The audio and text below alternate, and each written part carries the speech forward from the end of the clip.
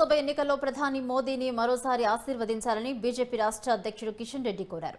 మూడోసారి మోదీని ప్రధాని పీఠంపై కూర్చోబెట్టాల్సిన ఆవశ్యకత ఉందన్నారు. అమీర్పేట్ బహిరంగ సమావేశంలో కిషన్ రెడ్డి పాల్గొన్నారు. అవినీతి రహిత పరిపాలన సాగిస్తూ దేశ ఔన్నత్యాన్ని ప్రపంచ దేశాలకు చాటిన గొప్ప నాయకుడు మోదీ అన్నారు.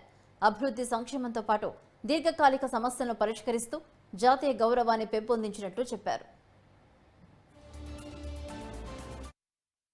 టీఆర్ఎస్ పార్టీ నాయకులు అనేక రకాలుగా అహంకారంతో, అక్రమాలతో, అవినీతితో, కుటుంబ పరిపాలనతో కేసీఆర్ పూర్తిగా ఆయన కుటుంబం కోసమే పనిచేశాడు.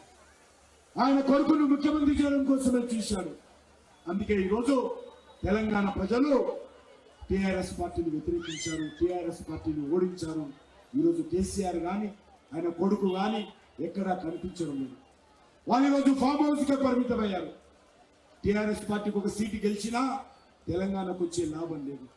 టీఆర్ఎస్ పార్టీకి ఒక సీటు రాకపోయినా తెలంగాణకు వచ్చే నష్టం కూడా లేదు. అందుకే మనం చేస్తాము. మనమందరం కూడా ఈరోజు కాంగ్రెస్ పార్టీ ఓటేసినా ఈరోజు పార్లమెంట్ లో బీజేపీకి 302 సీట్లుంటే కాంగ్రెస్ పార్టీకి 40 ఉన్నాయి. ఈ ఎన్నికల్లో 40 సీట్లు కూడా కాంగ్రెస్ పార్టీ రాదు. కాంగ్రెస్ పార్టీ రానున్న రోజుల్లో మరింతగా కనుమరుగయ్యే అవకాశం ఉంది. రాహుల్ గాంధీ నాయకత్వాన్ని కాంగ్రెస్ పార్టీ కార్యకర్తలు, నాయకులు అంగీకరించడం లేదు.